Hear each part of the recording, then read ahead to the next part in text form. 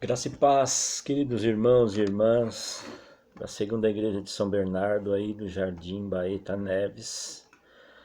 Meu grande abraço ao pastor Malpelli, grande servo de Deus que tem nos abençoado muitas vezes aí nas questões do meu seminário. Um abraço a todos, ao conselho e todos os irmãos que estão participando desta campanha da igreja. E para não ficar aqui nas minhas palavras, quero ser bem rápido, como me foi proposto. Gostaria de ler bem rápido aqui para vocês o Salmo 106, que diz assim: louvai ao Senhor, porque Ele é bom, porque a sua misericórdia dura para sempre. Quem pode contar com as obras poderosas do Senhor? Quem anunciará os seus louvores? Bem-aventurados os que guardam o juízo, o que pratica a justiça em todos os tempos. Lembra-te de mim, Senhor, segundo a tua boa vontade, para com o teu povo. Visita-me com a tua salvação, para que eu veja os bens de teus escolhidos, para que eu me alegre com a alegria da tua nação, para que me glorie com a tua herança. Nós pecamos como os nossos pais, cometemos a iniquidade, andamos perversamente. Nossos pais não entenderam as tuas maravilhas no Egito, não se lembraram da multidão das tuas misericórdias. Antes o provocaram no mar, sim, no mar vermelho. Até aqui. Irmãos, nesse sentido desse texto do Salmo 126, que nos chama a louvar ao Senhor, né? O salmista ele enfatiza: louvai ao Senhor, porque Ele é bom, porque as suas misericórdias duram para sempre. É muito gostoso nós lermos o primeiro verso, mas é importante que nós percebamos que nos demais versos existem alguns pontos que nós precisamos ficar atentos. Por exemplo, o verso 6 diz assim: nós pecamos como os nossos pais, cometemos a iniquidade, andamos perversamente. Isso quer dizer que assim como os nossos pais cometeram erro. Quando fala dos nossos pais, estão falando dos patriarcas do Antigo Testamento, aqueles que fundaram toda o início do povo de Israel. Então nós, nessa perspectiva do pecado, da iniquidade, em que o salmista está dizendo, eu quero trazer a vocês uma pequena meditação aqui, de que somos a igreja como corpo de Cristo. E para isso precisamos entender algumas coisas, que nós somos o templo do Espírito Santo. Você pode ver isso em 1 Coríntios, capítulo 3, versículo 16.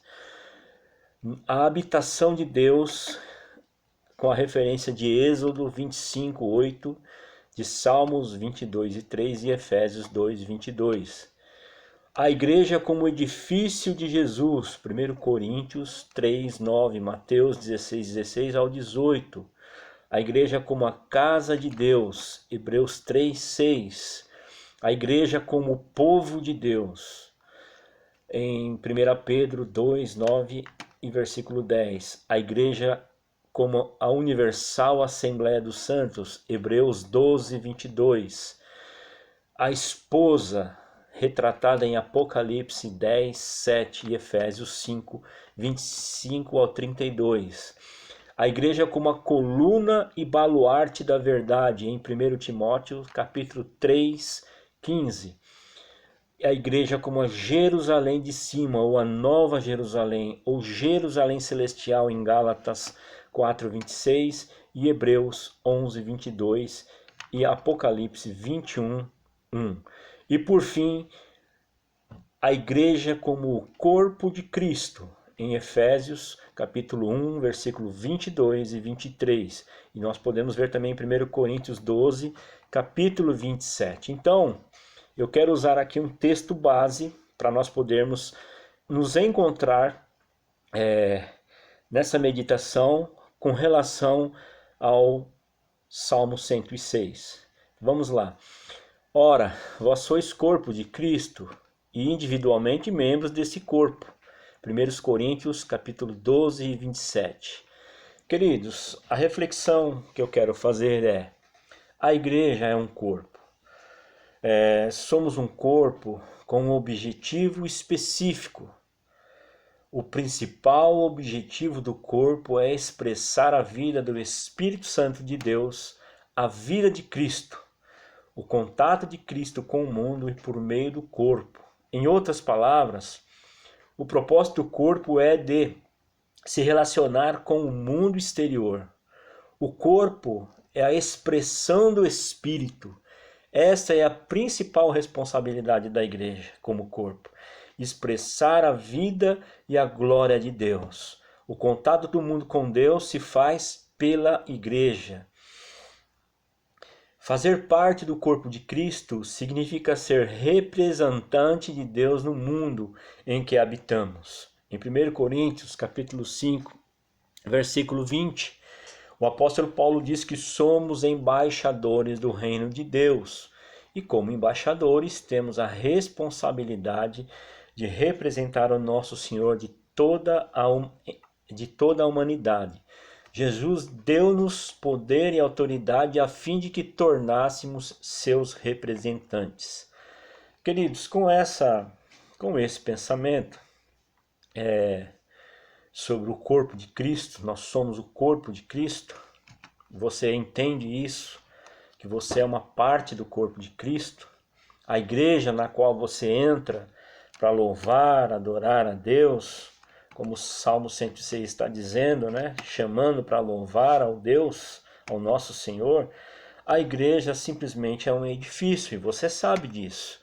E diante disso, nós precisamos pensar na igreja como um corpo.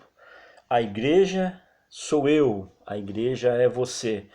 Quando nós estamos andando na rua e nos encontramos com um determinado irmão de qualquer outra igreja, nós precisamos entender que é a igreja de Cristo se encontrando na rua. Porque nós somos o corpo, nós somos o templo do Espírito Santo, como ele diz. E nós precisamos, com a consciência de que o corpo de Cristo não é formado por um só membro, mas sim por vários. Isso nós vamos ver em 1 Coríntios 12. Observa, não existe somente eu ou somente a minha igreja. E outra coisa, com a consciência de que o corpo de Cristo, nós vamos ver que o corpo é de Cristo, então você faz parte do corpo de Cristo. 1 Coríntios capítulo 12, versículo 27. Outra coisa, com a consciência de que cada membro do corpo tem uma função e que não há necessidade de competição entre os membros. 1 Coríntios capítulo 12, versículo 14. 4. Com a consciência de que não existe membro desnecessário, você é útil para a obra de Deus. 5. Com o entendimento de que todos os membros devem obedecer o cabeça, Efésios 5, 23. Outra coisa, 6. Com o entendimento que quando um membro sofre, todos sofrem. E nós temos sofrido com a Igreja de Cristo nos últimos tempos. 7. Com o entendimento de que quando um membro é honrado, todos também são honrados. 1 Coríntios 12, 26. 8. Com o entendimento que os membros são diferentes e têm funções diferentes. 1 Coríntios 12, 13 e 17.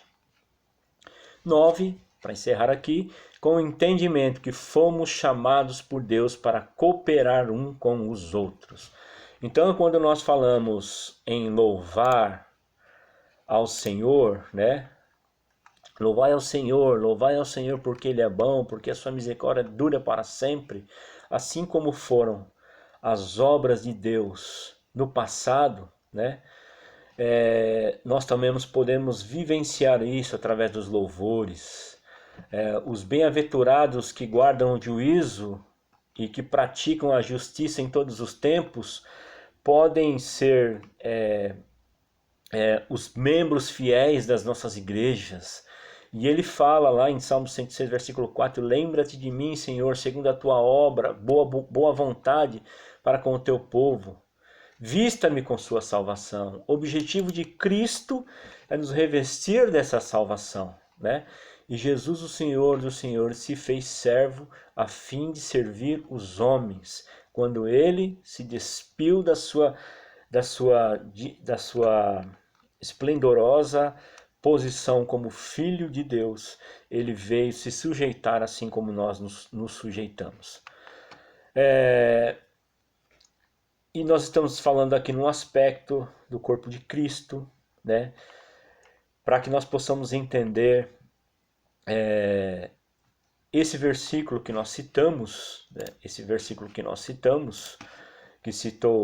Que falou dos pecados, né? Que nós pecamos como os nossos pais e cometemos a iniquidade e andamos perversamente. Nos dias de hoje, nós também passamos por isso, né? Cometemos erros e cometemos falhas.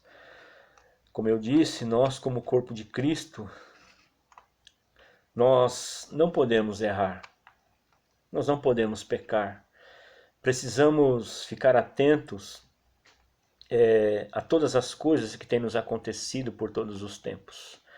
Deus ele tem olhado, Deus tem observado cada ação nossa.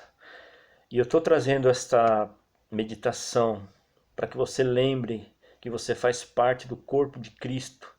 É para dizer que você como parte do corpo de Cristo, você não pode andar em pecado. Você não pode andar em iniquidade. Porque os próprios textos que foram referenciados aqui vão dizer de que você, como parte desse corpo, você precisa estar em santidade. Porque se uma parte do corpo ela estiver doente, todo o corpo de Cristo vai sofrer. Foi o que nós acabamos de falar. Quando você sofre, nós sofremos com você. Quando uma parte do corpo cai em declínio, peca, todo o corpo sofre por esses pecados. E Jesus ele faz muitas observações. Jesus ele no seu tempo ele fez muitas coisas que denotaram, que mostraram a sua humildade, né, para com todos. E nós precisamos estar atentos a essas coisas. Em João capítulo 3, versículo 5, fala do lava-pés, né? E começou a lavar os pés dos discípulos, Jesus lavando os pés dos discípulos. E lavar os pés era uma função destinada aos escravos. Prestem atenção, Jesus ele demonstra uma humildade tamanha de um ato que era feito pelos escravos, um costume muito típico de quem chegava na casa de um judeu, era essa questão, os donos da casa colocar os seus servos para lavarem os pés daquele que chegava. Por quê? Quais eram os motivos que se devia lavar os pés uns dos outros nessa perspectiva? Por causa da sujeira das estradas, por causa dos ferimentos provenientes da caminhada. Isso também significa prevenção de certas enfermidades que poderiam infeccionar os pés. Jesus lavou os pés de todos os discípulos, independente de ideologia, cultura, caráter, etc.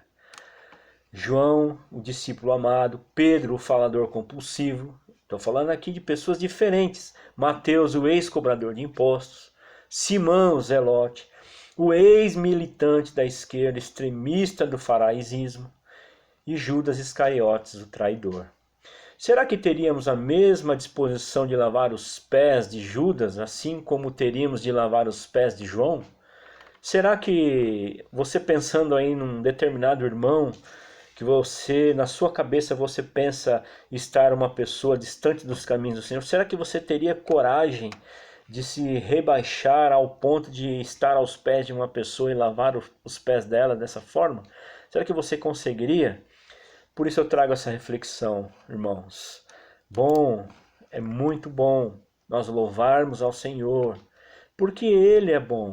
E louvar ao Senhor não quer dizer louvá-lo somente naquelas horas que nós prestamos o culto na igreja. E como o salmista fala, quem pode contar as obras poderosas do Senhor? Quem anunciará os seus louvores? Nesse sentido aqui, quando nós falamos em louvar, muitas pessoas pensam no cântico.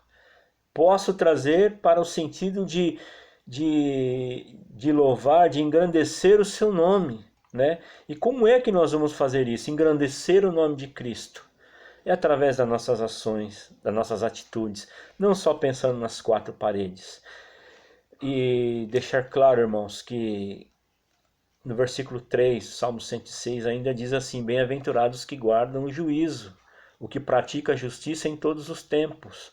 Nós precisamos pensar nesse sentido, na justiça como forma de louvar e adorar ao nosso Santo Deus.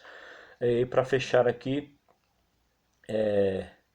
quero deixar aqui outro texto para que nós possamos encerrar aqui essa meditação. Opa, estou no lugar errado.